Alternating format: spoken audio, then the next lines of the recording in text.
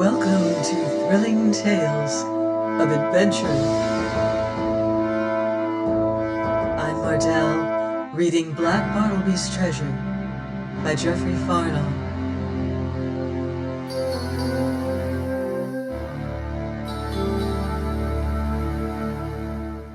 Chapter 32 tells how I found a secret cave.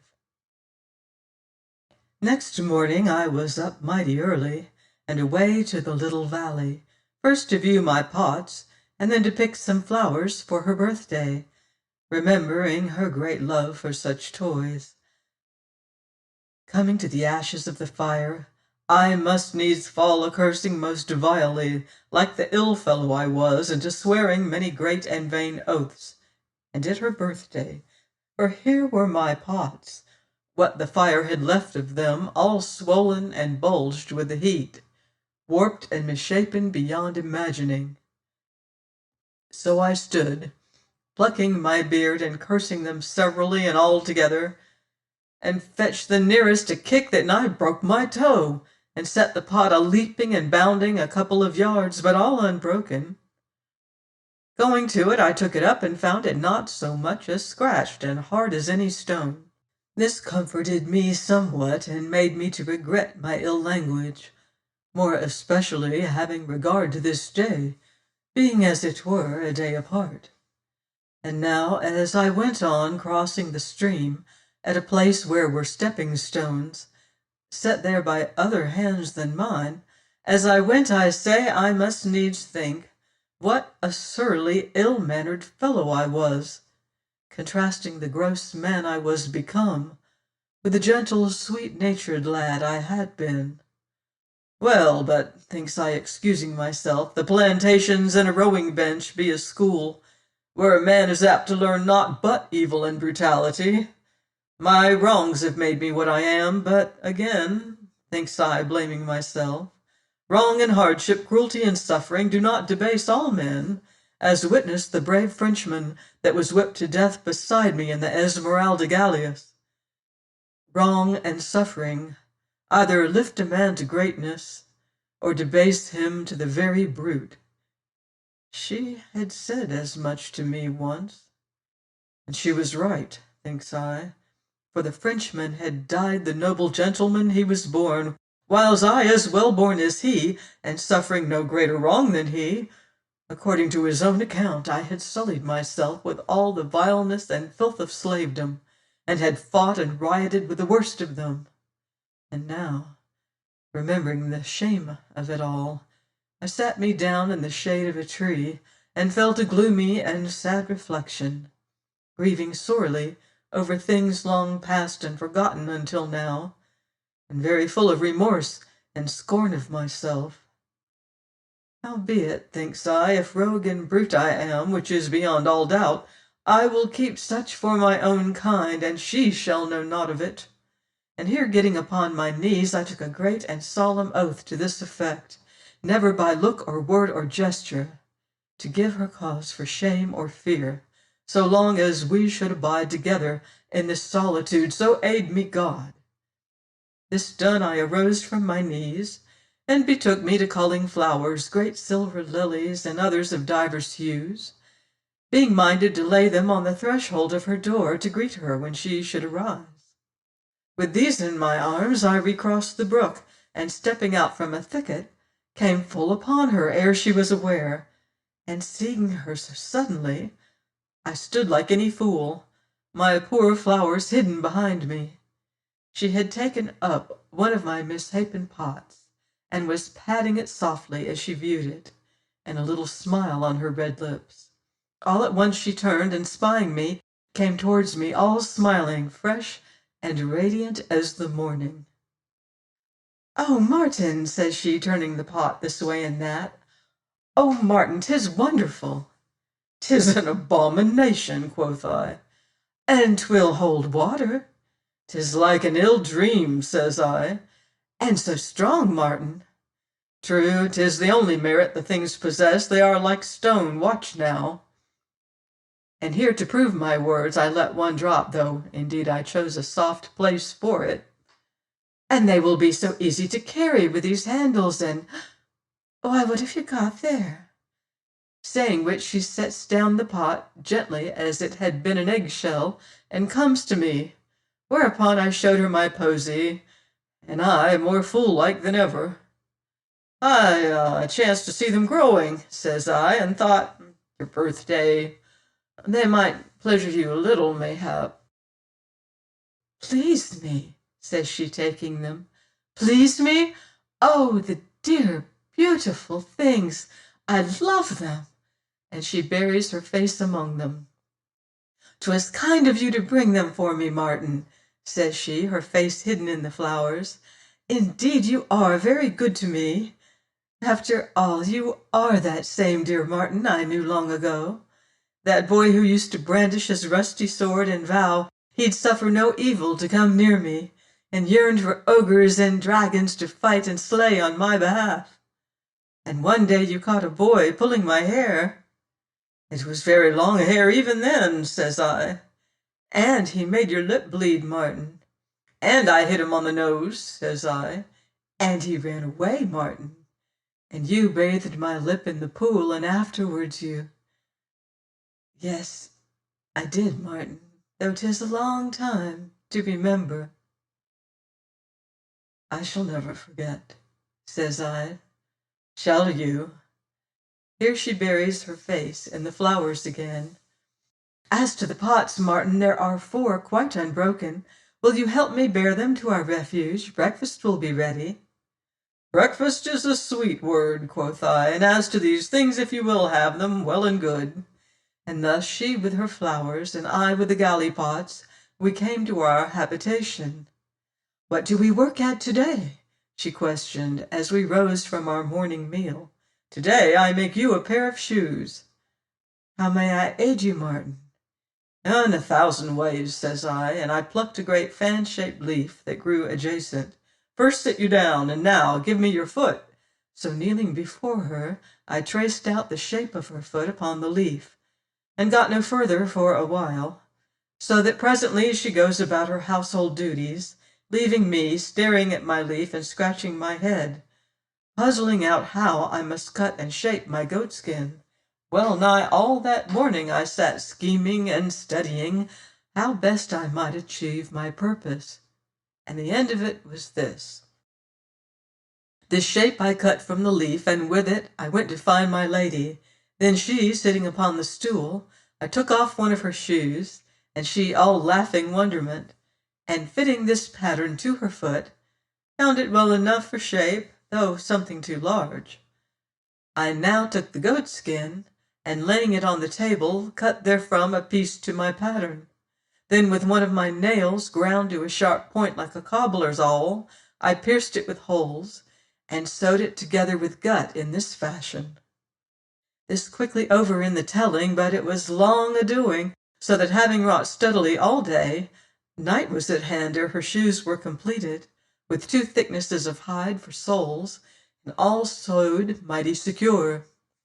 Now though they were not things of beauty, as may plainly be seen from my drawing herewith, yet once I had laced them snug upon her feet, they shaping and moulding themselves to her slender ankles and dainty feet, were none so ill-looking after all.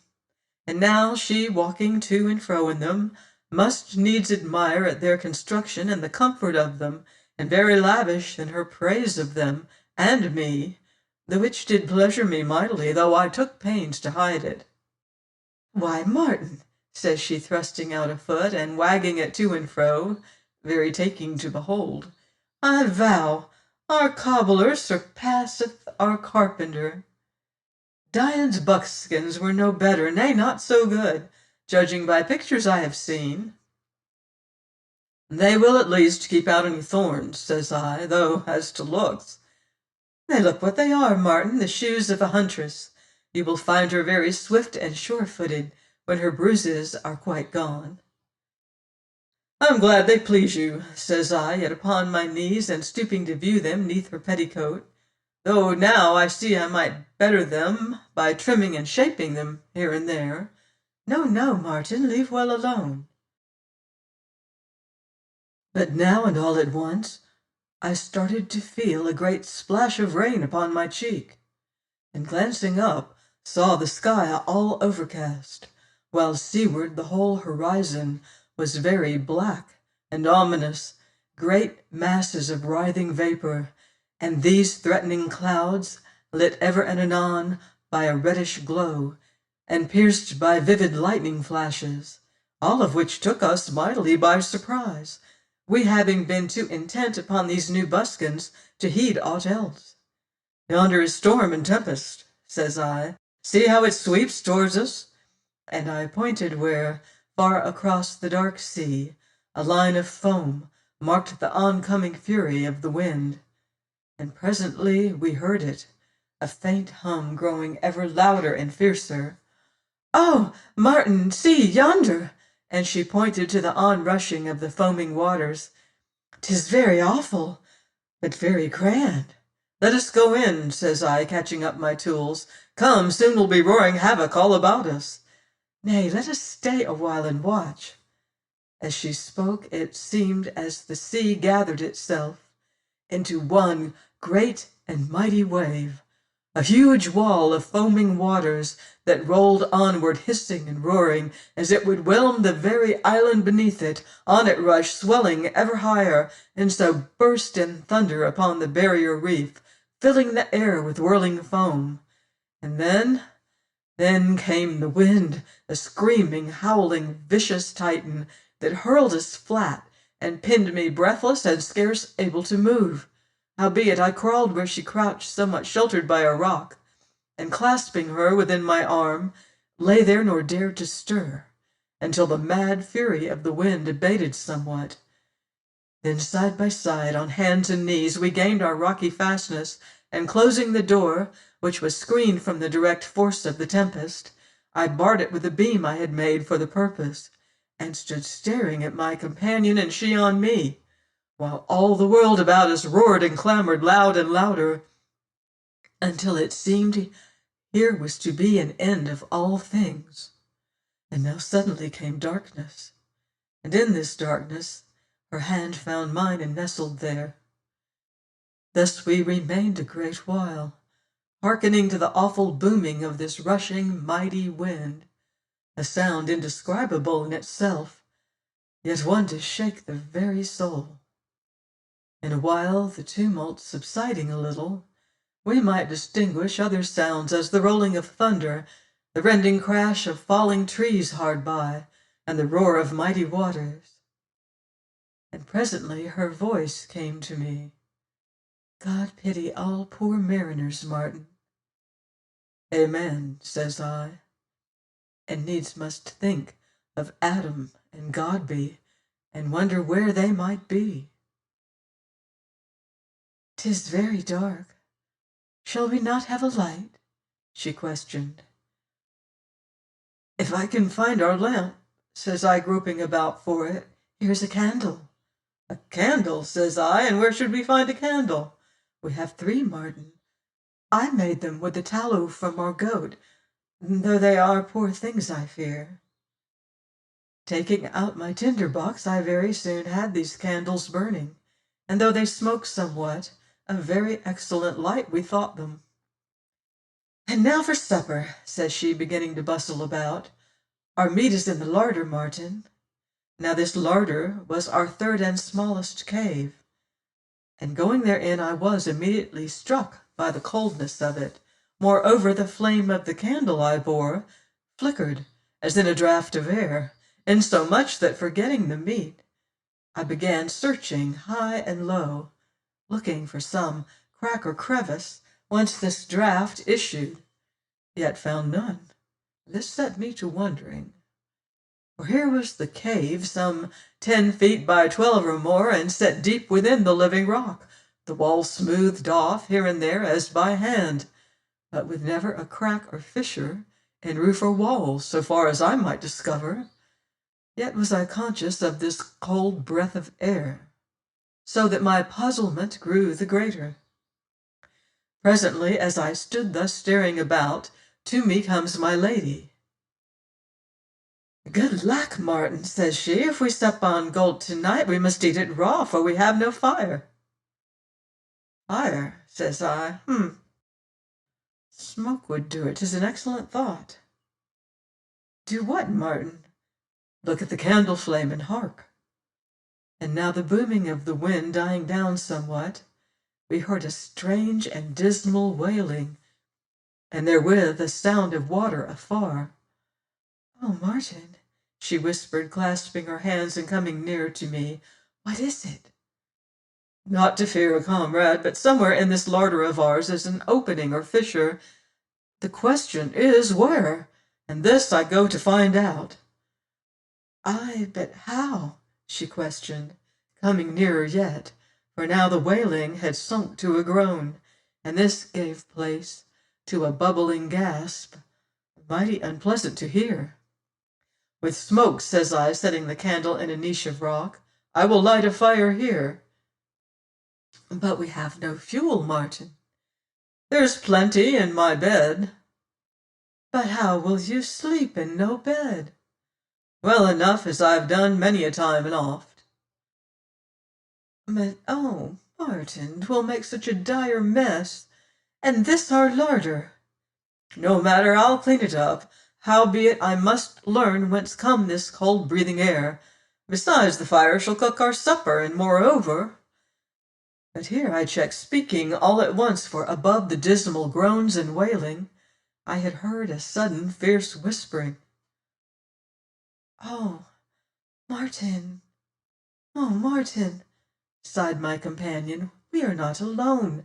Somewhere there are people whispering. Do you hear, Martin? Oh, did you hear? And I felt her all of a tremble where she leaned against me. 'Tis gone now, says I, speaking under my breath. But 'twas there, Martin, a hateful whispering. Aye, I heard it, says I, fierce and loud, and I'll find out who or what. Who or what? Hissed a soft voice. Hereupon I sheathed the knife I had drawn and laughed, and immediately there came another laugh, though very soft. Ahoy! I shouted, and presently back came the answer. Ahoy! And then again, though much fainter, Ahoy! 'Tis not but an echo, says I, laughing, yet mightily relieved all the same. Oh, thank God, says she faintly, and would have fallen but for my arm. Why, comrade, how now? Says I, and for a moment her soft cheek rested against my leathern jerkin.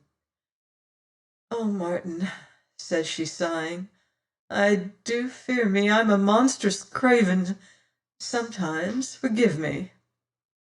Forgive you, says I, looking down on her bowed head, feeling her thus all a tremble against me. I fell a stammering, forgive you? Nay, where? Ah, here was an unchancy thing, 'tis small wonder. No wonder you should grow affrighted and tremble a little. You were trembling also, says she, her voice muffled against me. Am I?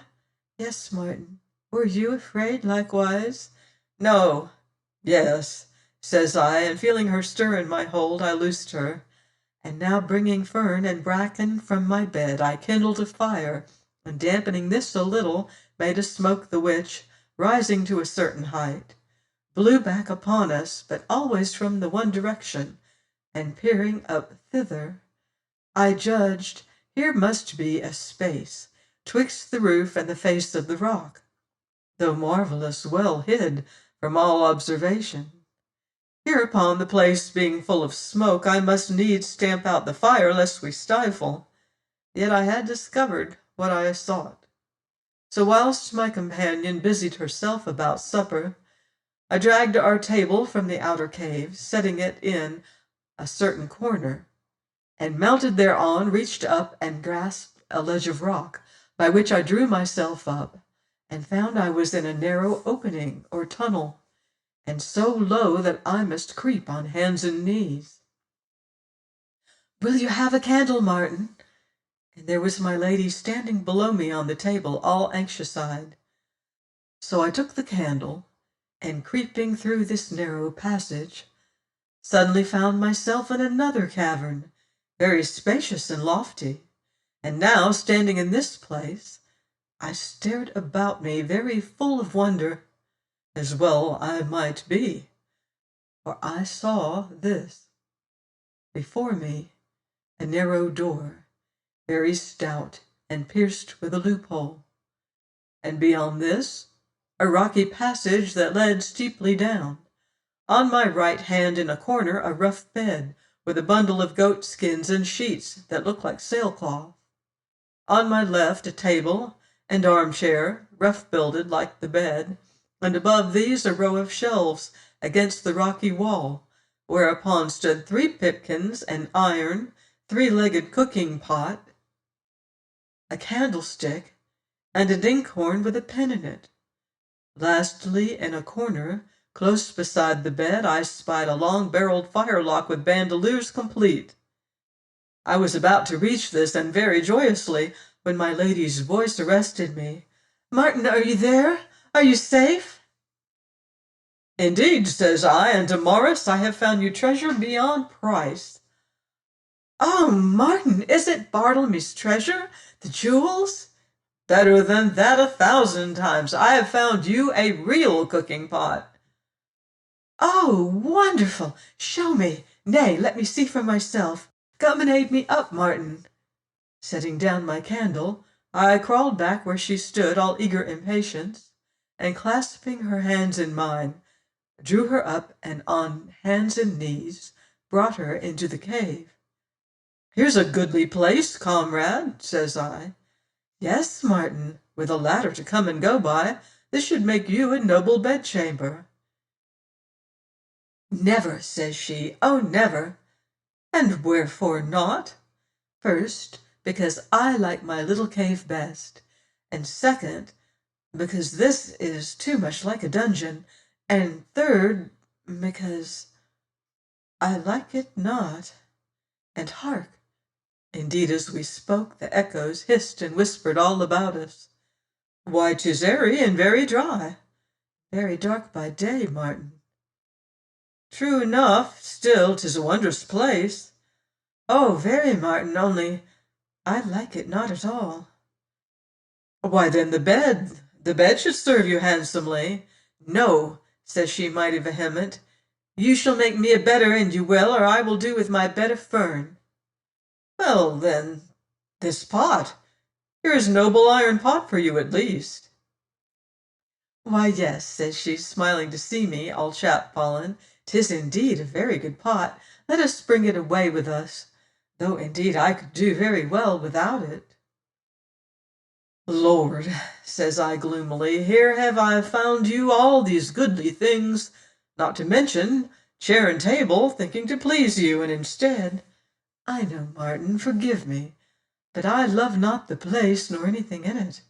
I am very foolish, belike, but so it is." And here she must needs shiver.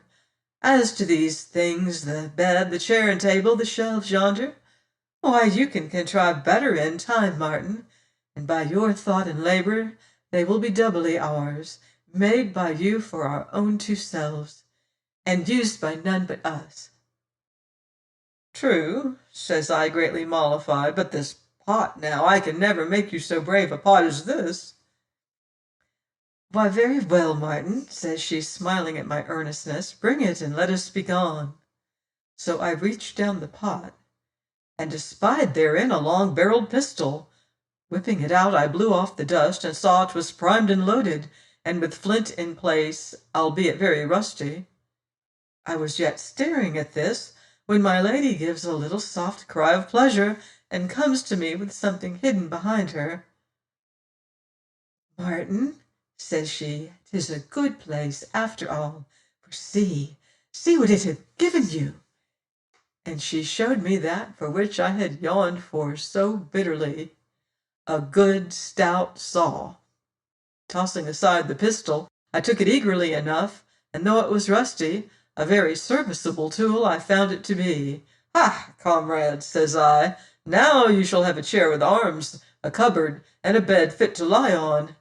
Here is all the furniture you may want." "And now," says she, "let us be gone, if you would have your supper, Martin." So I followed her through the little tunnel, and having lowered her on to the table, gave her the pot, and then, albeit she was mighty unwilling, turned back and minded to bring away the firelock and pistol, and any such odds and ends as might serve me. Reaching the cave, I heard again the dismal groans and wailing, but much louder than before, and coming to the door, saw it opened on a steep declivity of rock, wherein were rough steps, or rather notches, that yet gave good foothold. So I began to descend this narrow way, my candle before me, and taking vast heed to my feet. But as I got lower, the rock grew moist and slimy, so that I was half minded to turn back, but having come this far, determined to see where it might bring me, for now from the glooms below I could hear the soft lapping of water. Then all at once I stopped and stood shivering, as well I might, for immediately beneath me I saw a narrow ledge of rock, and beyond this a pit, black and noisome, and full of sluggish water. For a long while, as it seemed, I stared down into this water, scarce daring to move, lest I plunge into this dreadful abyss, where the black water, lapping sluggishly, made stealthy, menacing noises, very evil to hear. At last I turned about, and mighty careful, and so made my ways up and out of this unhallowed place, more painfully than I had come. Reaching the cave at last, and very thankful, I sought to close the door, but found it to resist my efforts. This but made me the more determined to shut out this evil place with its cold breathing air, and I began to examine this door to discover the reason of its immobility. Now this, as I have said, was a narrow door, and set betwixt jambs, and with lintel above, very strong and excellent, well contrived. But as I lifted my candle to view it better, I stopped all at once to stare up at something fixed midway in this lintel, a strange, shriveled black thing, very like to a great spider with writhen legs updrawn. And now, peering closer, I saw this was a human hand, hacked off midway twixt wrist and elbow, and skewered to the lintel by a great nail. And as I stood staring up at this evil thing, from somewhere in the black void beyond the door rose a long, agonized wailing that rose to a bubbling shriek. And though I knew this for no more than some trick of the wind, I felt my flesh tingle to sudden chill. Howbeit, I lifted my candle higher yet, and thus saw beneath the shriveled claw-like hand a parchment, nailed very precisely at its four corners, though black with dust. Wiping this dust away, I read these words, very fair writ, in bold, clear characters: James Ballantyne, his hand, wherewith he foully murdered a good man, this hand cut off by me this June 23rd, 1642, the same Ballantyne having perished suddenly by pistol shot, according to my oath. Like rogues, take warning. Adam Penfeather. In a while I turned from this hateful thing, and coming to the bed, began to examine the huddle of goatskins, and though full of dust and something stiff, found them little the worse for their long disuse. The same applied equally to the sailcloth, the which, though yellow, was still strong and serviceable. Reaching the firelock from the corner, I found it to be furnished with a snap-haunch or flintlock, and though very rusty, methought, cleaned and oiled, it might make me a very good weapon, had I but powder and shot for it. But the bandoliers held in all but 2 poor charges, which powder I determined to keep for the pistol. Therefore I set the musket back in the corner, and doing so espied a book that lay open and face down beneath the bedstead. Taking it up, I wiped off the dust, and opening this book at the first page, I came on this: Adam Penfeather, his journal. Hereupon, perceiving in it many charts and maps, together with a plan of the island very well drawn, I thrust it into my bosom, and hearing my lady calling me, took pistol and bandolier, and so to supper. Thus amidst the howling storm and tempest, we sat down side by side to sup, very silent for the most part, by reason of this elemental strife that raged about our habitation, filling the world with awful stir and clamor. But in a while, seeing her so downcast and with head adroop, I must needs fall gloomy also, and full of a growing bitterness. Art grieving for England, says I at last, yearning for home and friends, and some man belike that loves and is beloved again? And why not, Martin? Because 'tis vain. And yet 'twould be but natural. Ay, indeed, says I gloomily, and forgetting my supper, for contrasting all you have lost, home and friends and love, with your present evil plight here in this howling wilderness. 'Tis small wonder you weep. But I am not weeping, says she, flushing. Yet you well may, quoth I, for here you are at the world's end, and with none but myself for company. Why, truly here is good cause for tears, says she, flashing her eyes at me. Ay, I nodded. 'Tis a pity fate hath chosen you so ill a companion. Indeed, and so it is, says she, and turns her back on me. And so we sat a while, she with her back to me, and I gloomy and despondent, hearkening to the howling of the wind. You eat no supper, says I at last. Neither do you. I'm not hungry. Nor I. Myself, speaking some while humbly. Have I angered you? She, mightily. Myself, ay, but how? She, by your idle foolish talk. For if I grow thoughtful sometimes, why must you ever dream me repining against my lot? To-night, hearkening to this dreadful tempest, I was full of gratitude to God that he had brought us to this safe harborage and set me in your companionship. And if my heart cry out for England sometimes, 'tis because I do love England. Yet my days here are too full of labor for vain grieving, and my labor, like my sleep, is joy to me, and there is no man I love in England, or anywhere else. Myself, and more humbly than ever. Why, then, I pray you forgive me, comrade. At this she looks at me over her shoulder, frowning and a little askance.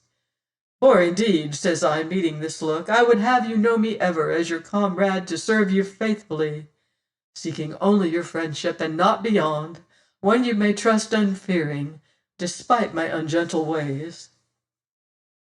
And now I saw her frown was vanished quite, her eyes grown wondrous gentle, and her lips curving to a smile, and so she reached out her hand to me, and thus we, two poor desolate souls, found great solace and comfort in each other's companionship, and hearkening to the roar of this mighty tempest, felt the bonds of our comradeship only strengthened thereby. When my lady was gone to bed, I, remembering Adam's journal, took it out, and drawing the candle nearer, fell to examining the book more closely. It was a smallish volume, but very thick, and with very many close-written pages, its stout leathern covers battered and stained, and an ill-looking thing I thought it, but opening it haphazard, I forgot all save the words I read. These written in Adam's small clerkly hand, for I came on this. May 10th. Glory be and thanks unto that Providence hath been my salvation and poured upon unworthy me his blessing, in that this day have fought and killed this murderous rogue and detestable pirate, Roger Tressady. Here followed divers accounts of his labors, his discovery of these caves, and many cunning devices day by day, until I came on this. May 28th. Today a storm-beat pinnace, standing in for my island, and in it Abnegation Mings and divers others of Bartlemy's rogues, survivors, as I judge, of that cursed ship Lady's Delight. They landed, being 15 in all, and I in great fear and distress therefore.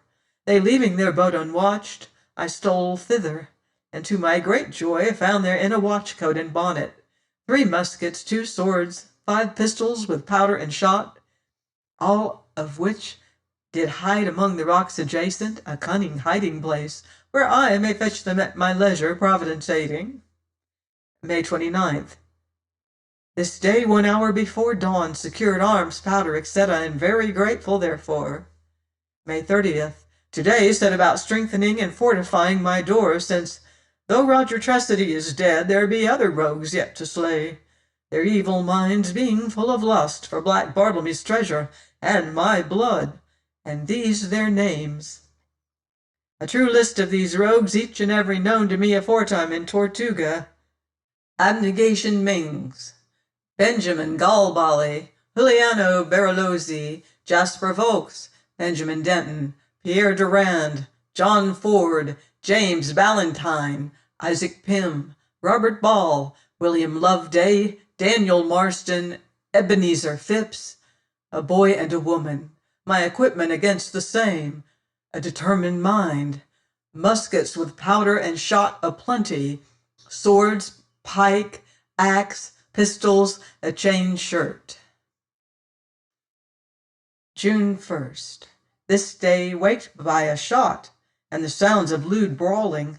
I to my lookout, and mighty alarmed, upon the sands a fire, and thereby a woman, and 6 or 7 of these rogues fighting for her. She, poor soul, running to escape, falls shot, and they to furious fight. But my hopes of their destroying each other and saving me this labor, vain by reason of Abnegation Mings, bringing them to accord. Thereafter they to drinking and singing of this lewd piratical rant of theirs, whereupon I tried a shot at them with my long-barreled arquebus to no purpose. Have made me some ink, and do answer very well. June 2nd, went a-hunting 3 of my destroyers, the rogues Galbally, Vokes, and Bartolozzi, but they well armed, and keeping always in company, did no more than harm Vokes in the leg by a bullet, and so to my fort and mighty downcast, began to make myself a chair with arms. This day also wrote me out divers parchments thus: Jasper Vokes slain of necessity this day, like rogues take warning, Adam Penfeather. And of these parchments 13, the boy being already dead, with every rogue his name fair writ, that they might know me for man of my word, and leave me and my treasure in peace. June 3rd. The weather hot, and I out after my bloodthirsty enemies. Came on the French rogue Durand, and him sleeping. Removed his firearms, and kicked him awake, he to his sword, and I to mine. Took him in quart at the 3rd passado, through the right eye, a shrewd thrust. Tied a parchment about his neck, and so to my refuge, very full of gratitude. June 4th. Today, guided by Providence, surprised Isaac Pym, gorging himself on wild grapes. Spying me, he whips out his pistol, but I fired first. Tied a parchment about his neck, and so left him. June 5th. Evil days for me, since these murderous rogues keep ever together now, and on their watch against me day and night. My great chair finished, and all I could wish it. June 9th. This night the moon full, they assaulted my fort with huge halloo, and many shot, battering my door with great log for ram, but I, shooting one and wounding others, they left me in peace. June 10th. All this day ventured not abroad, fearing an ambuscado, and lighting a fire within my inner cave, the smoke showed me how I might hide from my bloodthirsty foes in need be. June 11th. My would-be slayers camped all about my refuge and howling for my blood, though keeping well out of my line of fire, so I, to making me a ladder of ropes, whereby to come at my new-found sanctuary, determined to make this my bedchamber. June 12th, my cruel enemies yet raging about me, ravening for my blood, and I very fearful, have taken down my bed to set it within my secret chamber. June 13th. This morning early the rogue Benjamin Denton, venturing within my fire zone, took a bullet in his midriff, whereof he suddenly perished. June 14th. This morning, having gotten all my furniture into my secret chamber, do find myself very comfortable, but my stores are beginning to run low. Do put myself on half rations. June 15th. my murderers very silent, with intent to lure me to my death, but I—" The rest of this page was so stained and blotted that I could make nothing of it, save a word or a phrase here and there, as "secret pass, pit of black water and very fear of death, head over ears to my chin, so that I miserably wet on hands and knees, being determined. Wonderful beyond thought, for here Ptolemy's treasure very great. This gold I saw was emeralds, diamonds, and pearls a many through my fingers, like any poor crazed soul, for here was treasure greater, moreover, and wealth undreamed of. Shaft of suddenly the valley. Sore annoyed I stood to. He knelt, seeking the water, turned our knives through my forearm, but I broke short against my chain shirt, and I beneath the armpit. So back by the secret way, to bind up my hurt, and behold again my treasure. Here my candle dying out, and I in the dark, I laid the book aside, and presently got me to sleep. Join me next week for another exciting chapter of Black Bartlemy's Treasure by Geoffrey Farnall, on Thrilling Tales of Adventure.